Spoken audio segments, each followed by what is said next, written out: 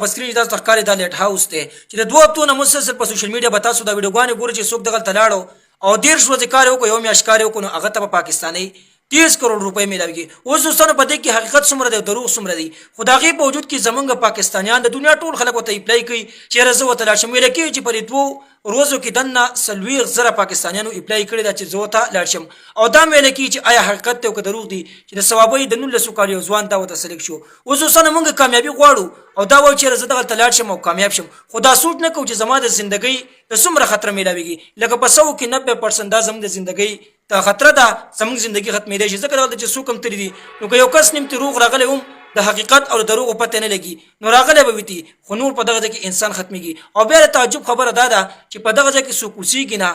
کور پکې نشته مطلب دغه بلډینګ دی یا هر سری په دې کې ته لیټ لګې چې څوک پکې اوسېږي نه نو ته پکې بیا تکیې سو او لیټونه لګې سره پاره د تعجب خبره ده. خو بیا هم زمونږ مسلمانان کامیابي غواړي او چې کومه کامیابي موږ ته په جومات کې میلاویږي 15 وخته مونځ ادا کولو کې میلاویږي مسلمان هغې ته نه دی تیار خو نن دې پسې شوی دی چېرې ما ته 30 کروڑ روپۍ میلاو شي خیر دی که زما زندګي لاړه شي. د افسوس مقام دی چې موږ سره د خپل ایمان غم نشته د خپل آخرت غم نشته خو موږ سره د دغې څیز غم دی چې دغلته لاړ شو او زه سلیکټ شم او زما ډیپټي ولیکه زه په میاشت کې 30 کروڑ روپۍ واخلم خو دا سوچ نه کوم چې آیا زه به ژوندی راشم که نه زما د آخرت به څه کېږي زما د مرګ نه بعد چې زما کومه زندګي ده د هغې به څه کېږي. نو لږ سوچ وکړئ پښتنو که دا غیر مسلمه پسې روان دي نو هغه خو صرف د زندګي دا دنیا